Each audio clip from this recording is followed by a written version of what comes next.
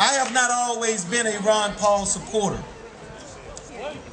As a matter of fact, last October, I was sitting in my basement and I was feeling a little dejected, discouraged, disenfranchised, if you will. And I was repentant over my choice in voting for Obama. I was tired of the Republican program. I gave George Bush 2 terms, and I didn't even know who the hell the Republican Party was at the end of his term. So I fell for the Kool-Aid and voted for Obama. And a year and a half into his presidency, I repented. So I did not know what I was going to do next because I don't believe in not voting. And a friend of mine told me, he said, Derrick, I want you to check out Ron Paul. I say, but isn't he a member of the Republican Party? He says, yes, but I need you to check out Ron Paul. I said, well, I've had enough of parties. I'm sick of both of them. He said, check out Ron Paul. So I started researching Ron Paul. And after much video watching, document reading, internet surfing, I decided it was time for me to get back on the road again.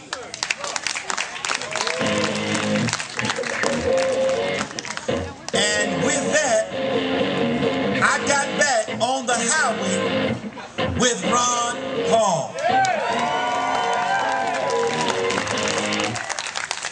After finding out about Ron Paul and rediscovering the ideology of liberty and freedom, I realized that something inside of me had awakened. It was like the first time you engage in something like sex. You want it for the rest of your days. It became like an itch that I had to scratch.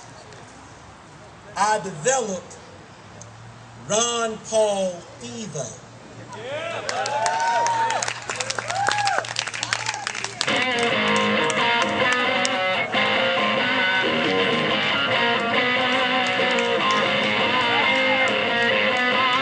All right.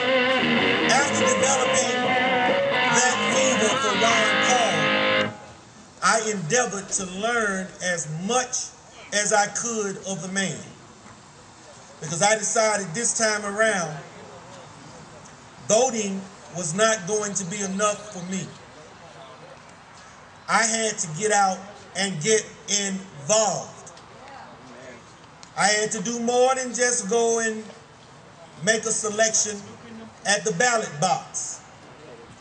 So I decided that I would learn all that I could, because in order for me to be more involved than just going and placing a ballot, I needed to be able to articulate the ideologies of freedom and liberty. And the only way to be able to articulate a concept, you have to understand it. It's called education. Many of us are caught up on mainstream media.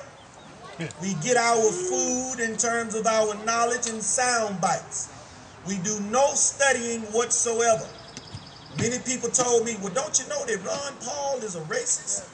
Why would you vote for Ron Paul? And I did not want to be one of those looking like a deer in the headlights, because I could not explain why I was voting for Ron Paul.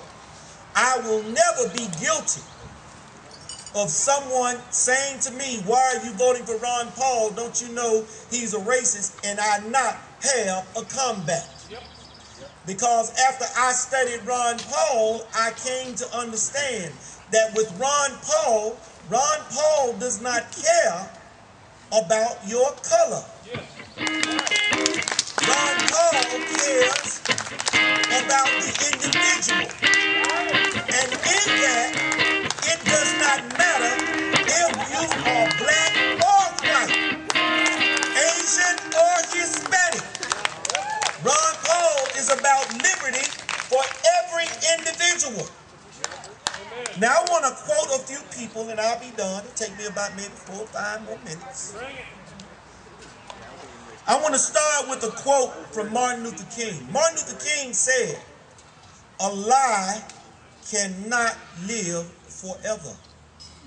If we go back into history, we will see time and time again where lies have been perpetrated amongst the citizenry of many nations.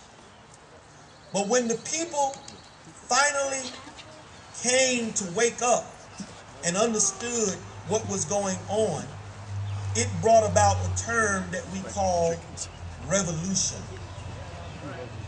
Revolution, a revolt against the lie, because we now know that it is a lie. Martin Luther King also said, if we continue to sacrifice our children for comfort and safety, we will never achieve our dreams. How are we sacrificing our children today?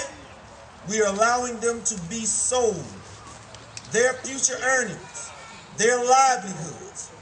We are ransoming them for entitlement programs. Now, many of you say, well, I'm not doing that. Well, if you support anybody in Washington that supports that type of program, you are just as guilty.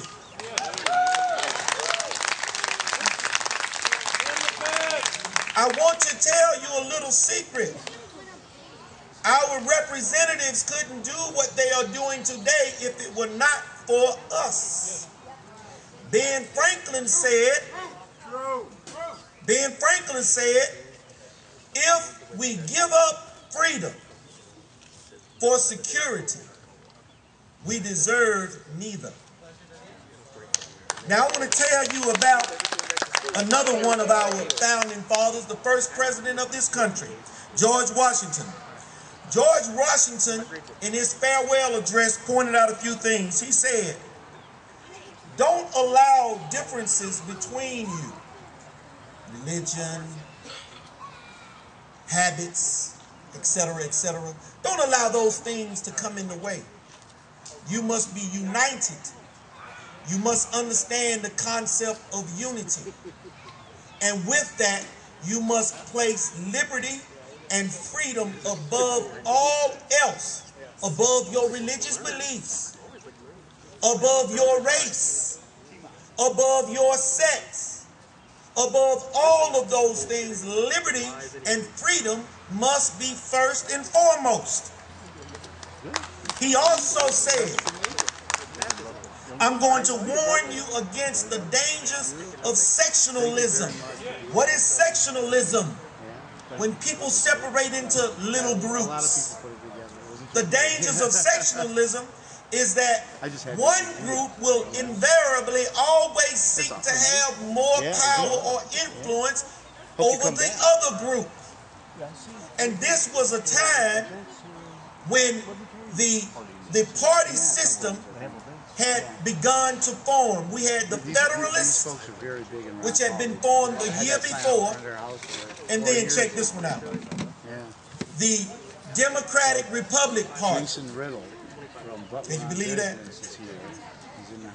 They were formed. Why? To combat the Federalists. They wanted to have more control. And George Washington admonished, I know it is human nature for us to get into groups. Some people like jazz. Some people like rock and roll. Some people like hip hop. So we're going to have segmentation to a degree. But that is why he said, at the end of the day, freedom and liberty must be placed above all of that. Else you will find yourselves plagued by sectionalism, and the party system will destroy you. He also told them nations all over the world have recognized this danger and have tried to suppress the party system, sectionalism, because it understood what it would bring about.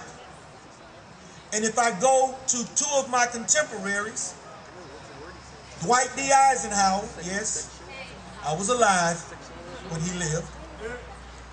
Dwight D. Eisenhower warned us of the military-industrial complex.